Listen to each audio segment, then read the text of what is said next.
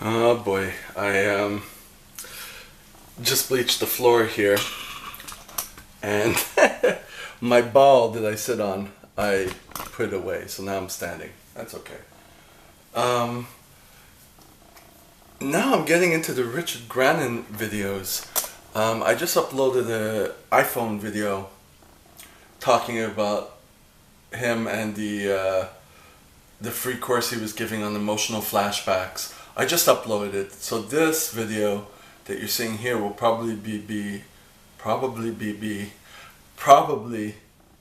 will probably be like maybe 2 weeks after. So none of my videos tend to have an order to them. I just upload them. So I try to title them right, but you know, it affects me too when I want to look at what I said, which is not often, which is rare. But I just saw a video he did, and it was well, it's basically why you're not going forward, moving forward. And then near the end, he pointed on perfectionism, and I guess I'm revisiting perfectionism. Um, you know, when you're constantly told that you can't do anything, or you are berated for trying to individuate, or you're just kind of met with nothing. So there's no emotion, no care for what you do. So, and then he was getting into business and stuff like that. And I thought about my everything is reflected upon my journey. Anyone who relates to it is good. Anyone who doesn't, well, they'll just go on to another video. But it's the only thing I know right now. I'm trying to deal with how I move along in life.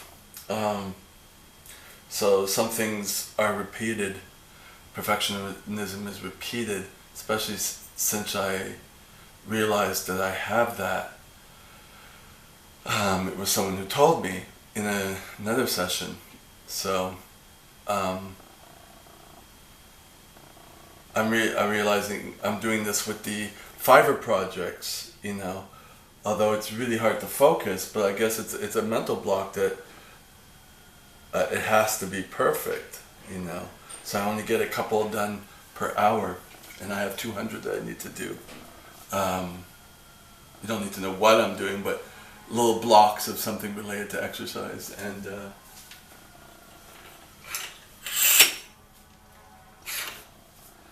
then, you know, I get distracted by other things, or it becomes too much, too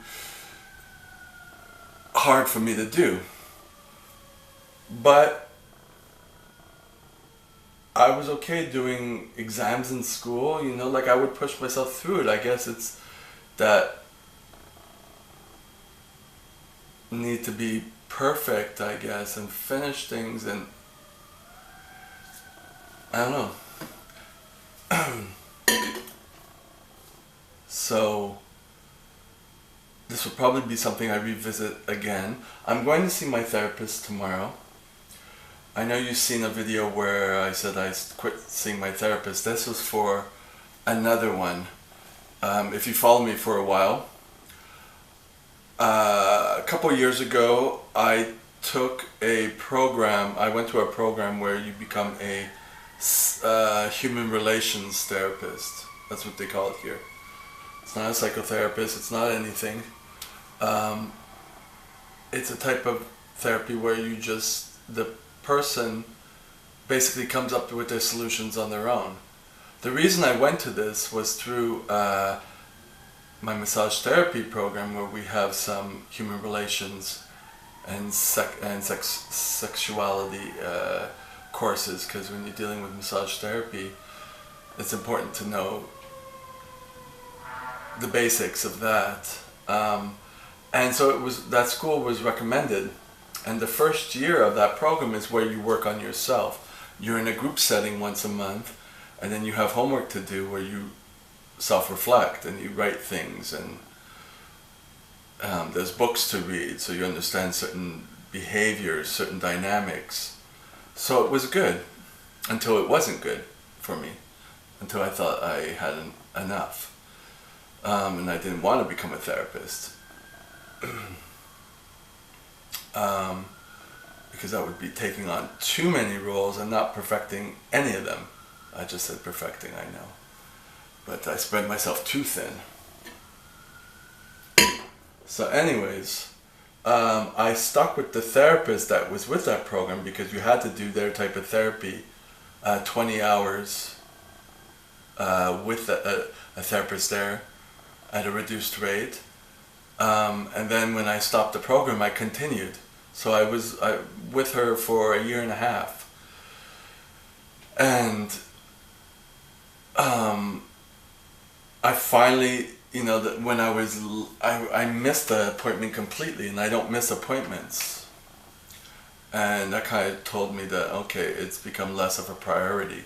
Even though the psychologist I'm seeing told me not to have 2 different therapies because it's awkward. When he said it, I thought about it, and I didn't believe. I thought it was okay to compliment both, and even the other therapist thought that too when I brought it up to her.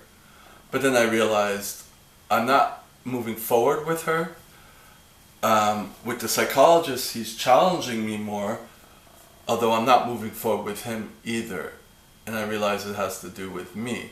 But with the psychologist, at least I can bring up topics that are... Because he's like, did you do your homework? Are you doing this? Are you doing that? I'm stuck at trying to figure out who I am, what I like, what I want, to be able to create boundaries and to be able to not be anxious when something steps on a boundary of mine or steps on one of my values. So that's where I'm at, and I actually took notes to see my therapist tomorrow because when we last spoke, the last thing we spoke about was that I picked bad people to go out with.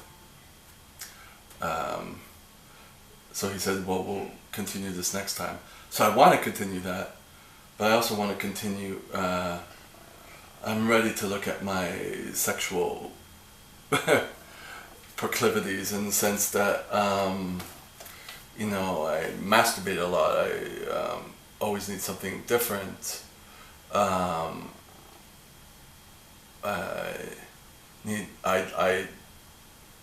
kind of like seeing different people and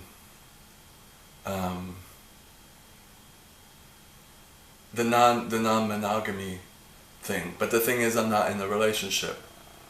But when I am, the relationship is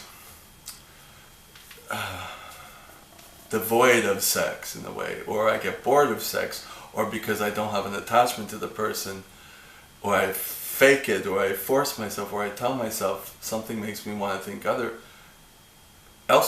elsewhere. So I have to kind of look at that, like, do I want a relationship?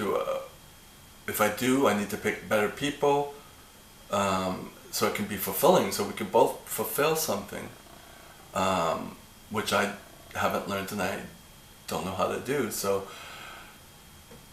it goes back to the basics, like, what do I want? So I thought I would bring that up tomorrow. Yeah, so this whole perfectionism, it's a thing. All right.